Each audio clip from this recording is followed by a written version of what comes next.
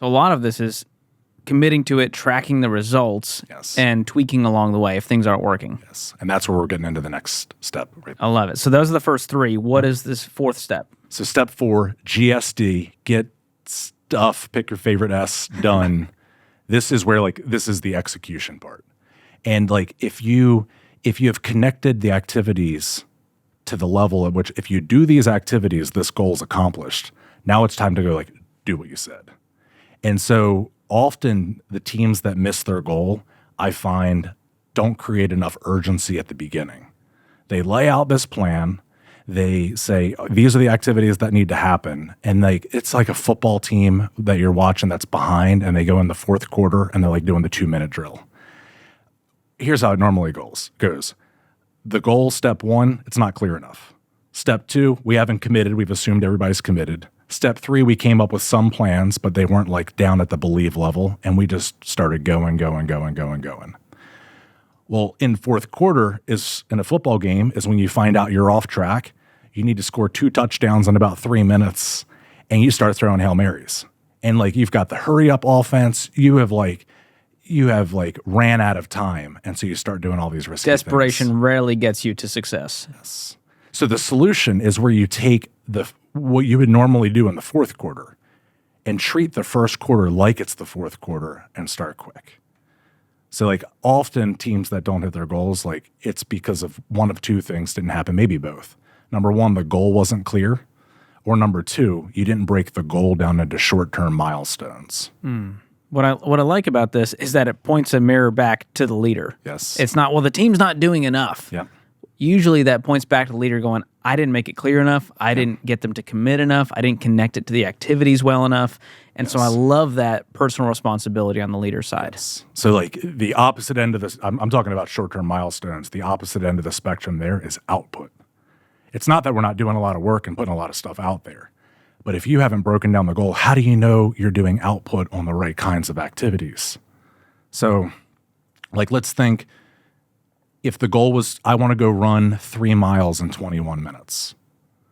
Well, it's pretty easy to start doing the math and say, okay, 3 miles in 21 minutes is 1 mile every 7 minutes. Putting those short-term milestones in place allows you to start running that race. And then when you see that first milestone that you're coming up on, you look down at your watch and you're like, oh crap, I'm 8 minutes into the race, not 7, which means I don't have 14 minutes to do the last 2 miles. I have 13. I can't keep going at this pace and hit that end of your goal. So I can't run a 7-minute mile for the last 2. I need to run a 6.5-minute mile. So when you've laid out those milestones, it's not just the leader coming top down saying, you guys are off track.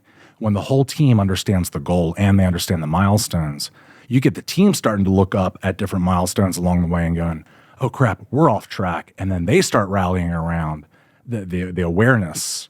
And that awareness causes them to start doing all kinds of stuff that they wouldn't normally do.